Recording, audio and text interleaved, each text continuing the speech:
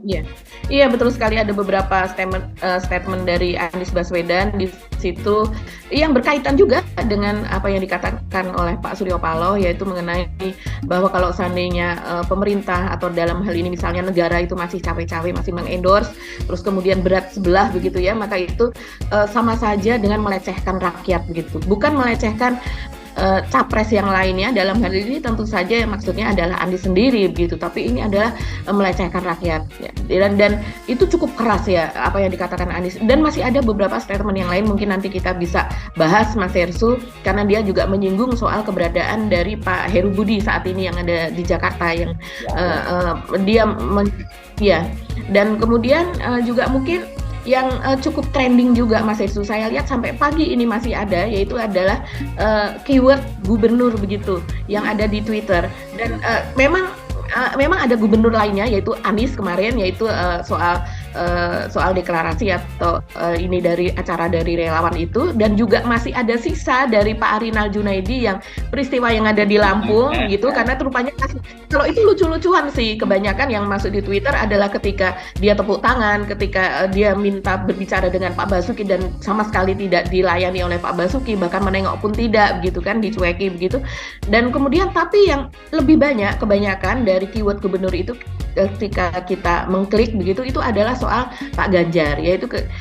protes terhadap Pak Ganjar menginginkan dia turun dan sebagainya soal pembangunan di Jawa Tengah begitu yang dinilai gagal yaitu karena Pak Ganjar kemarin pada akhir pekan juga melakukan kegiatan yang itu cukup viral di Jawa Timur begitu ada kegiatan bertemu kiai ada kegiatan yang terutama yang disoroti adalah kegiatan jogging dan juga kegiatan acara PDIP. Nah itu Mas Hersu mungkin kita bisa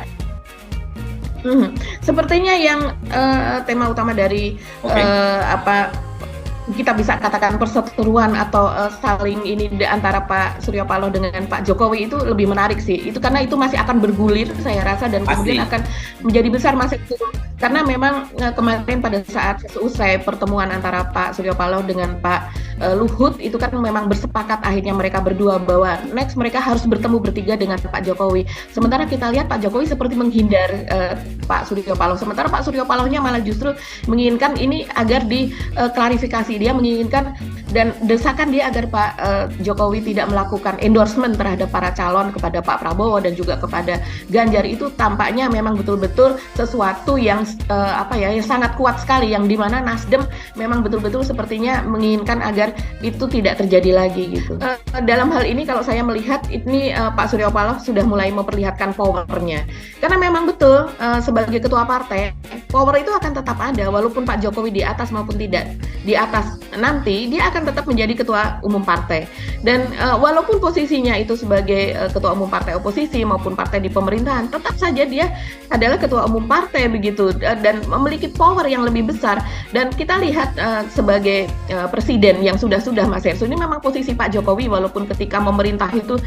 dia betul-betul mengendalikan begitu ya baik itu sesuai dengan etika maupun menabrak etika kita melihat kan karakter Pak Jokowi seperti itu begitu sampai ke hal-hal kecil dia ikut cawe-cawe begitu dan kemudian kalau kita melihat coba dari presiden kita yang sudah lalu memang kita melihat misalnya Ibu Mega begitu kan dia kan memang juga ketua umum partai jadi dia kuat Mas Yesu ketika dia tidak terpilih lagi pun dia tetap powerful begitu juga dengan Pak SBY dan kemudian juga Pak JK yang menjadi wakil presiden selama 2 kali walaupun bukan presiden dia tetap dihargai sampai saat ini pun dia masih terus disowani begitu karena memang Pak JK dia pernah menjadi ketua umum partai Golkar begitu dan tetap menjadi sesuatu Golkar dan kemudian ya ini memang hanya Pak Jokowi begitu yang tampaknya harus dia memiliki pegangan yang sangat kuat nanti sesudah dia tidak menjabat lagi karena dia menjadi nothing, nobody begitulah bukan nothing ya tapi menjadi nobody dalam hal power itu tadi begitu dan dia harus merasa harus mendapatkan komitmen ini dari para calon begitu bahwa nanti keluarganya, anaknya dan sebagainya itu akan safe lah akan dia kan bisa dikatakan dia akan landing itu dengan baik begitu. Dan kemudian menitipkan keluarganya dalam hal ini.